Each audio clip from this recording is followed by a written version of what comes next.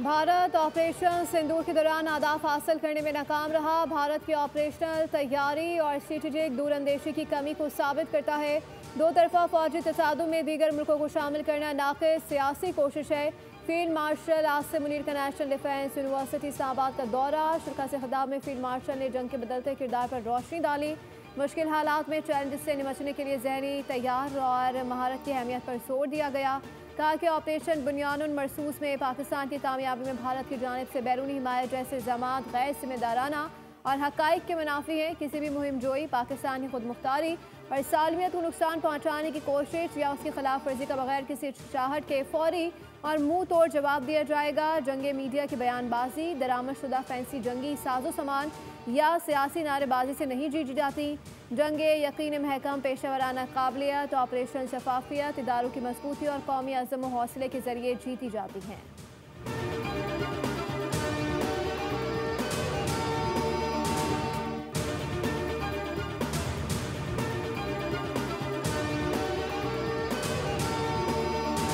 साहब ने DG Sindh building control authority को भी मुअत्तल कर दिया है। फौरी तौर पर FIR काटी जाए। को 2 दिन के लिए टाइम दिया गया है कि फैक्ट फाइंडिंग रिपोर्ट सामने आए। कमिश्नर कराची को एक और जिम्मेदारी ये दी गई, जो 51 इमारतें इंतहाई खस्ता हैं जिनको गिराया जाना चाहिए, उनकी सारी तफसीलात वो फराहम करेंगे ताकि उन इमारतों को गिराने का काम जो है वो फौरी तौर पर शुरू किया जा सके। सानेहा लियारे पर DG SPCA को मुअत्तल कर दिया गया। ग्रेड 20 के शामिर खान को डायरेक्टर जनरल SPCA का चार्ज सौंप दिया गया। जांबाज अफराद के लवाहिक को 10 लाख रुपए फीकस देने का ऐलान। सीनियर वजीर शर्जील इनाम मेमन कहते हैं कि वजीर आला ने मुलव्वस अफराद के खिलाफ मुकदमा दर्ज करने का हुक्म दिया है। लियारे में इमारत गिरने का अफसोसनाक वाक़या हुआ। 27 जानों के नुकसान पर सब गमजदा हैं। लियारे वाक़ये पर कोताही के जिम्मेदारों के खिलाफ सख्त कार्रवाई होगी। 2 दिन में फैक्ट फाइंडिंग कमेटी रिपोर्ट पेश करेगी। वज़ीर बल्दियात सईद गनी ने कहा कि 51 खस्ताहाल इमारतों को गिराने की जिम्मेदारी कमिश्नर कराची को दी गई। जान की कोई कीमत नहीं, मुतासरा लोग गरीब हैं। कराची में इस वक्त 586 महफूज इमारतें हैं। गैर कानूनी तामीरात के खिलाफ सख्त कानून ला रहे हैं। अगर कमेटी किसी कानूनी कार्रवाई की सिफारिश करती है तो अमल करेंगे।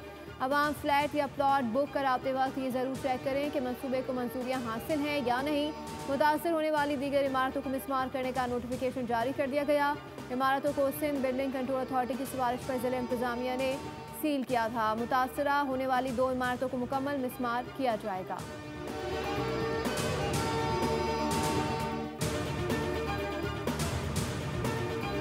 कुछ मेंबर्स को सस्पेंड किया, कुछ मेंबर्स को मैंने नोटिसेस भिजवाए, कुछ मेंबर्स को उनको मैंने पहले रूलिंग भी पास की और उसमें बताया कि असेंबली को उसके क़वाइद के मुताबिक चलना है। जो शोर शराबा करेंगे सिर्फ उनका एक्सप्रेशन एहतजाज के हक के तौर पे लिया जाता रहेगा। Will this be the order of the day? Will this be a new normal? मैं तस्लीम करता हूँ सिर्फ एक नुक्ते को कि आपने कसम उठाई है, हल्फ उठाया है आपने कि आप असेंबली की कार्रवाई को क़वाइद के मुताबिक चलाएंगे। स्पीकर के पास रेफरेंस भेजने का मुकम्मल इख्तियार है। हंगामा राय पर कुछ अरकान को मुअत्तल किया, कुछ को नोटिस भिजवाए गए। ऐवान का तकद्दुस सबके लिए ज़रूरी है। असेंबली को इसके क़वाइद के मुताबिक चलाना स्पीकर की जिम्मेदारी है। बतौर स्पीकर अपना किरदार पूरी ईमानदारी से निभाने की कोशिश करता हूँ। स्पीकर पंजाब असेंबली मलिक अहमद खान की न्यूज़ कॉन्फ्रेंस का पार्लियामेंट मुर्दा खाना नहीं जहाँ कोई आवाज़ बुलंद न हो। ऐवान में अपोजिशन अरकान को भी बोलने का पूरा मौका दिया। रूलिंग के खिलाफ बहुत कुछ कहा गया, बेहतर होता मुझसे भी रब्ता कर लिया जाता। अपोजिशन के एहतजाज के भी हुदूद और क़यूद हैं। मुझे सबक देने के लिए खड़े हुए, क्या किसी ने मेरी बात सुनी? आइन की हुर्मत का हल्फ उठाया। 1.5 साल में अपोजिशन की हर बात को तरजीह दी।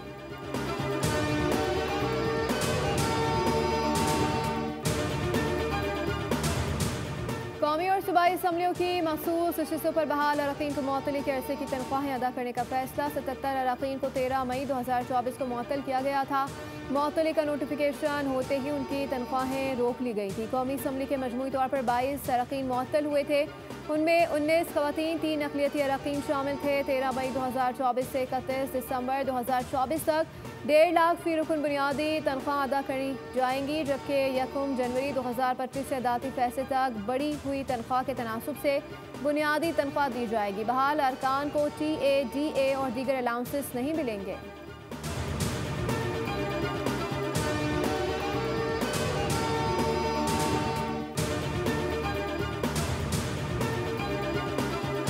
पाकिस्तान को आज खिदमत करने वालों की ज़रूरत है, ज़ख्मों पे मरहम रखने वालों की ज़रूरत है, गले लगाने वालों की ज़रूरत है, नफ़रतें नहीं मोहब्बतें बांटने वालों की ज़रूरत है और हुक्म नहीं गुजारिशें करने वालों की ज़रूरत है। मेरे ख़्याल में ये पाकिस्तान है जिसे हम सब ने मिल के बनाना है और इसी के लिए आज हम इकट्ठे हुए हैं। हमें नफरत नहीं मोहब्बत बांटनी है, हमने मुत्तहिद होकर तरक्की की मनासिल को तय करना है। वज़ीर कानून आज़म नज़ीर तारड़ कहते हैं कि बतौर वज़ीर इंसानी हुकूक अवाम के लिए मुनफरद इक़दाम करके सुरखरू हुआ हूँ। आइन जब जहनों दिलों में बसता है तो तरक्की की राहें खुलती हैं। पाकिस्तान में कानून की हुक्मरानी, पाकिस्तान को मजबूत बनाना है, हमें तरक्की करता पाकिस्तान देखना है।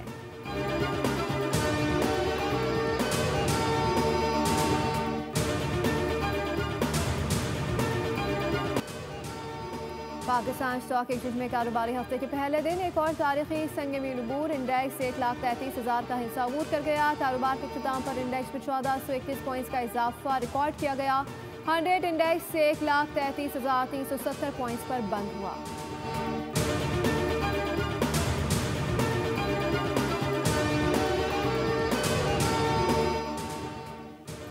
रवा माली साल महंगाई का तूफान आने को तैयार। IMF का महंगाई में 3.21% इजाफे का खदशा। महंगाई की शरह 7.7% तक जाने का तखमीना लगा लिया गया।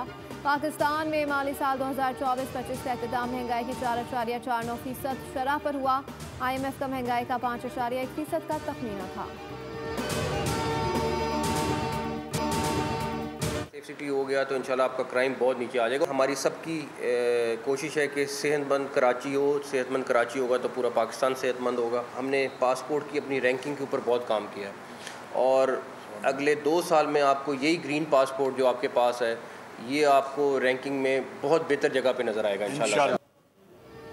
सेहतमंद कराची होगा तो पूरा पाकिस्तान सेहतमंद होगा। कराची में सेफ सिटी मंसूबा मुकम्मल हो गया तो जराइम की शरह नीचे आएगी। जहां तक मुमकिन हो सका कराची के मसाइल को हल करेंगे।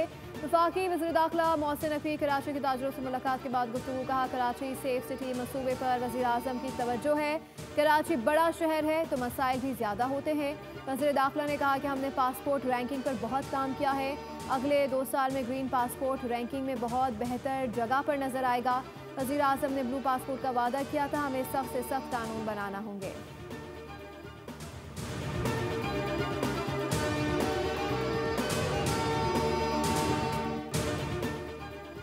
वज़ीर ख़ज़ाना की ज़ेर सदारत वज़ीर आज़म के पंखों की तब्दीली प्रोग्राम पर इजलास। तैयारी और जल्द आगाज़ से मुतालिक पेशरफ्त का जायज़ा लिया गया। स्टेक होल्डर्स ने प्रोग्राम की अमली तैयारी और मुतवक्किल शेड्यूल से मुतालिक ब्रीफिंग दी। वज़ीर ख़ज़ाना ने कहा कि प्रोग्राम तवानाई बचत और इक़्तिसादी इस्तेहकाम में अहम किरदार अदा करेगा। पंखा तब्दीली प्रोग्राम सार्फिन के तर्ज़ अमल में मुस्बत तब्दीली लाएगा। प्रोग्राम बिजली इस्तेमाल में कमी और वसी इक़्तिसादी फ़वाइद का ज़रिया भी बनेगा। वज़ीर ख़ज़ाना की तमाम ज़रूरी इक़दाम आइंदा 2 से 3 हफ्तों में मुकम्मल करने की हिदायत।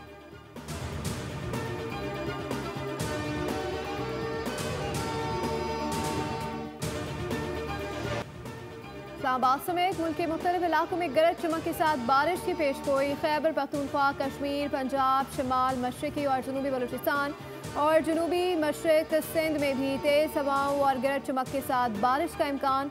कराची में सुबह के औकात में शार फैसल, सदर, मज़ार-ए-कायद, लियारी, क्लिफ्टन और एतराफ़ में हल्की बारिश हुई। मौसम खुशगवार हो गया। महकमा मौसमियात के मुताबिक कराची में मानसून का दूसरा स्पेल कल से बादल बरसाएंगे।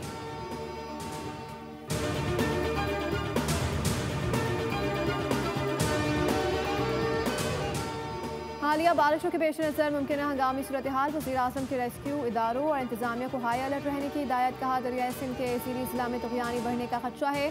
तमाम सूबों की इंतजामिया आवाम के लिए मौसर आगाही मुहिम जारी रखे। मुताल्लिक़ा इदारे मीडिया पर गैर महफूज और कम महफूज इलाकों की वजाहत करें।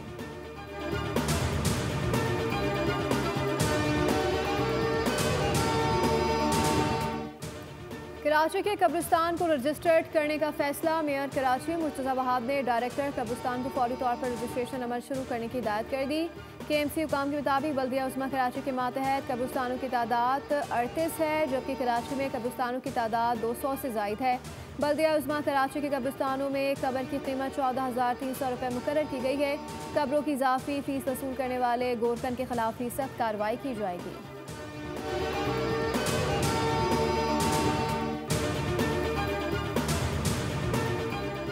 माहौलियाती मसाइल से दो चार, कराची में माहौल दुश्मन इकदाम, नेशनल स्टेडियम के करीब नीम के दरख्त काट दिए गए। ये कटाई 9 और 10 मुहर्रम उल हराम को की गई। डेप्यूटी डायरेक्टर महकमा बागात ने न्यू टाउन थाने में दरख्वास्त जमा करा दी। अपील की गई है कि मुतालका मकाम पर CCTV कैमरे नस्ब हैं जिनके जरिए मुलजमान को बासानी गिरफ्तार किया जा सकता है। दरख्तों की कटाई से माहौलियाती उसूलों की संगीन खिलाफ वर्जी हुई है।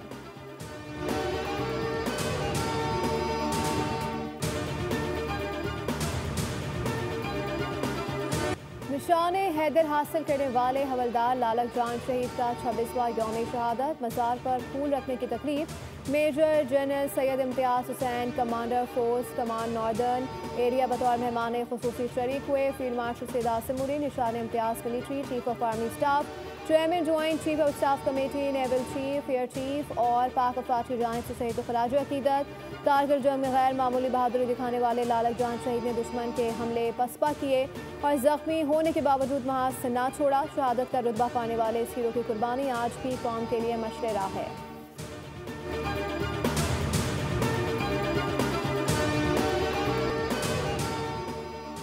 इसराइल और हमास के दरमियान जंगबंदी मुज़ाकरात का पहला दौर बेनतीजा ख़त्म। अमरीकी सदर डोनाल्ड ट्रंप कहते हैं कि ग़ज़ा में जंगबंदी का मुआहिदा रवा हफ्ते होने जा रहा है। हमास के साथ मुआहिदा तय पाने के इम्कानात रोशन हैं। मुमकिन है कि कुछ यरगमाली भी रिहा हो जाए। ईरान के साथ मुस्तकिल मुआहिदे के लिए इसराइली वज़ीर-ए-आज़म नेतन्याहू से बात करूँगा। इसराइली वज़ीर-ए-आज़म सदर ट्रंप से मुलाकात के लिए वाशिंगटन पहुँच गए। ग़ज़ा की सूरत हाल और जंगबंदी पर बातचीत मुतवक्किल है।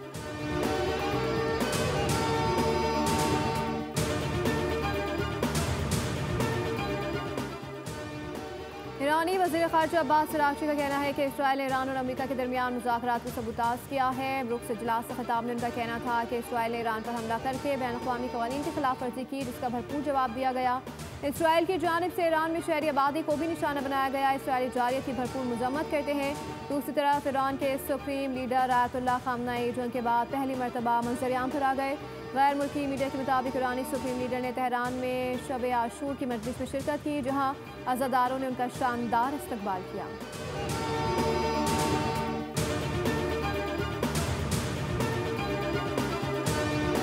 अमेरिकी रियासत टेक्सास में सैलाब से हलाकतों की तादाद 82 हो गई। हलाक होने वालों में 21 बच्चे भी शामिल। कैंप मिस्टिक से 11 बच्चे और एक काउंसलर ताहाल लापता हैं, जिनकी तलाश जारी है। सैलाब के सबब मकानात, गाड़ियाँ, कई फुटपाथ भी डूब गए। दरख्त गिरने से रास्ते बंद हो गए, जबकि बारिश के सबब पानी में फंसे लोगों को हेलीकॉप्टर के जरिए निकाला जा रहा है। अमरीकी सदर ने कैरा और काउंटी के लिए डिजास्टर डिक्लेरेशन से कबल कौमी क्रिकेट टीम को धचका। फास्ट बॉलर हारिस रऊफ अमरीका में जारी मैचेस मेजर क्रिकेट लीग के दौरान हैमस्ट्रिंग इंजरी का शिकार हो गए। टीम सैन फ्रांसिस्को के मुताबिक हारिस रऊफ इंजरी के बायस इवेंट के बकिया मैचेस से बाहर हो गए। इंजरी के बायस उनकी रवामा बांग्लादेश के खिलाफ सीरीज में शिरकत के इम्कानात भी खत्म हो गए।